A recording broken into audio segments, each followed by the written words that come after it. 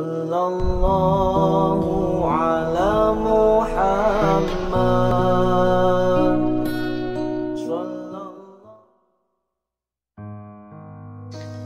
Apa saja 5 kewajiban seorang pemimpin itu?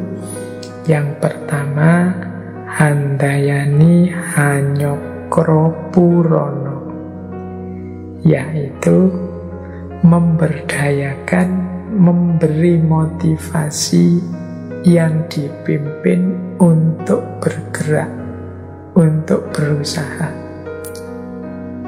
Itu namanya handayani hanyokro purono. Jadi pemimpin yang baik itu pemimpin yang bisa memotivasi, pemimpin yang bisa mendorong rakyatnya, mendorong orang yang dipimpin untuk bergerak bersama-sama mewujudkan cita-cita bersama.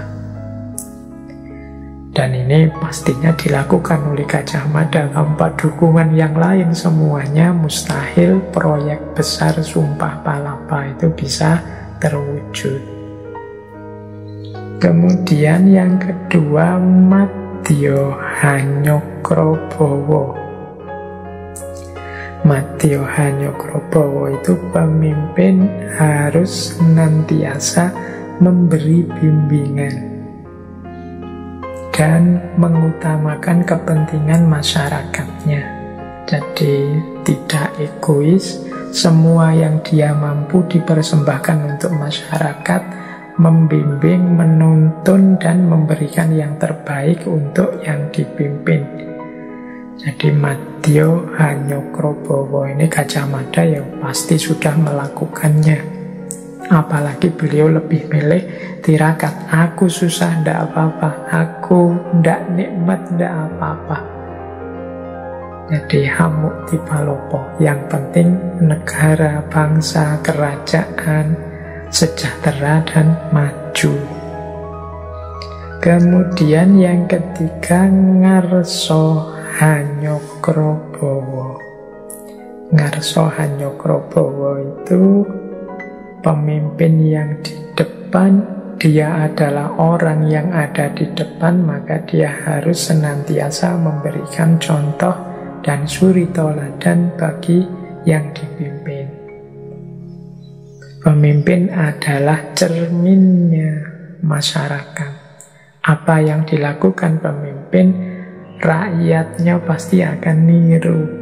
Nah, ini prinsip Ngarso Hanyokrobowo. Berarti pemimpin harus melakukan hal-hal yang mulia, yang terpuji, yang patut ditiru, biar rakyatnya niru yang baik-baik, biar yang dipimpin mengikuti yang baik-baik.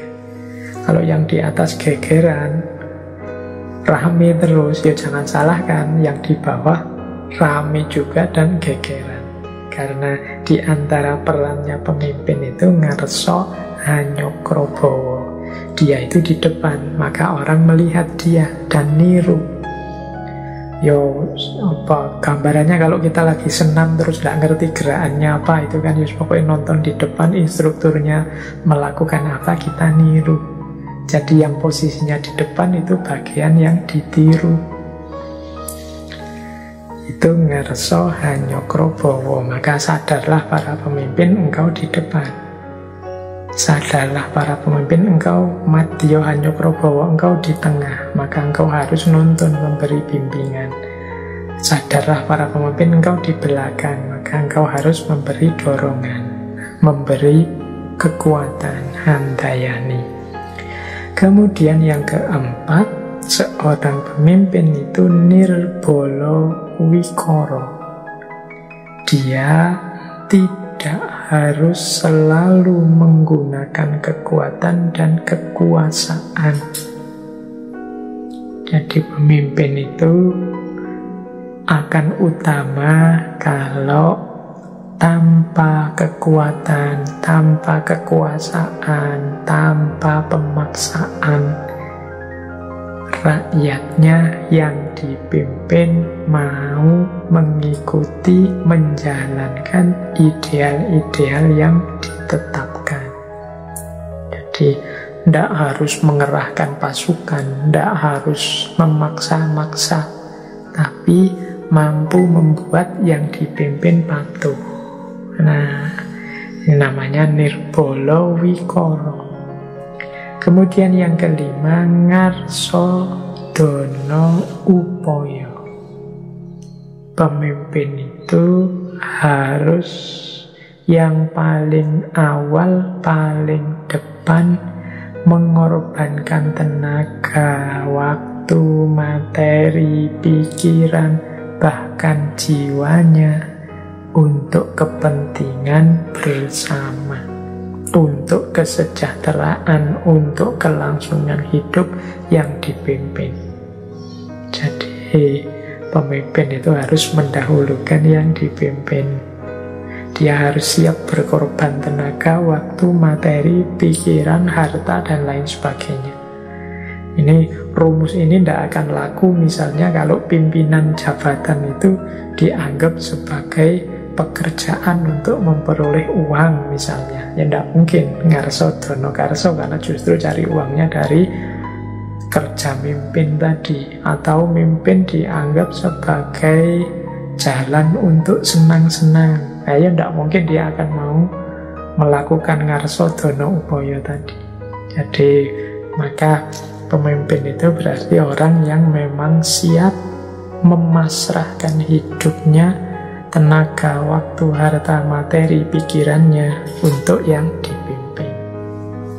Ini yang dikenal sebagai ponco nititi darmaning Prabu, 5 kewajiban pemimpin. Ketika di belakang dia memberi motivasi, dorongan. Ketika di tengah dia nuntun, bimbing.